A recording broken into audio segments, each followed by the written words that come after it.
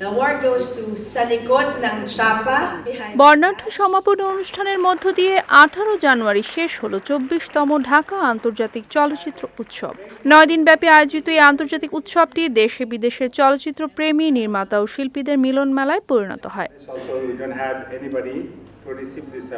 সমাপনী দিনে উৎসবে প্রদর্শিত বিভিন্ন আন্তর্জাতিক ও দেশীয় বিভাগে নির্বাচিত চলচ্চিত্রগুলোর পুরস্কার প্রাপ্তদের নাম আনুষ্ঠানিকভাবে ঘোষণা করা হয়।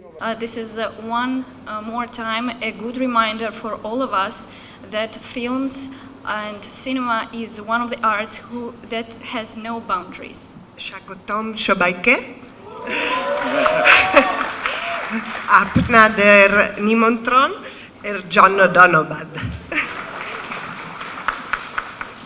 এটি একটি অসাধারণ উৎসব। হ্যালো এভরিওয়ান, আমি তানহা। এটা আমার বানানো ফার্স্ট সিনেমা।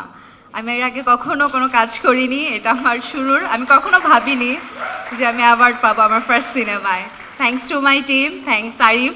এবারের উৎসবে 91টি দেশের মোট 245টি চলচ্চিত্র প্রদর্শিত হয়। নান্দনিক চলচ্চিত্র, মননশীল দর্শক, আলোকিত সমাজ স্লোগানকে সামনে রেখে আয়োজিত এই আসরটি দর্শক ও সমালোচকদের প্রশংসা কুড়ায়। উৎসবের ভেন্যু ছিল বাংলাদেশ জাতীয় জাদুঘর, বাংলাদেশ শিল্পকলা একাডেমি, অ্যালিয়স ফ্রসেস দে ঢাকা এবং Stamford university Bangladesh.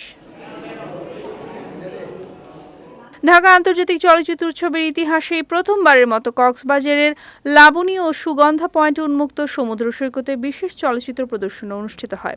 Bangladesh tourism বোর্ডের সহযোগিতায় আয়োজিত এই প্রদর্শনীতে বিপুল দর্শকের উপস্থিতি ছিল।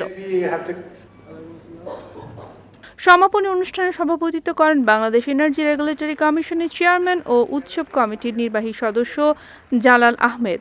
বিশেষ অতিথি হিসেবে উপস্থিত ছিলেন গণপ্রজাতন্ত্রী চীনের কালচারাল কাউন্সিলর লি শিয়াওপিং, ফ্রান্সের রাষ্ট্রদূত জ মার্ক সেরে শার্লেট সহ বিভিন্ন দেশের কূটনীতিক ও চলচ্চিত্র সংশ্লিষ্ট ব্যক্তিবর্গ।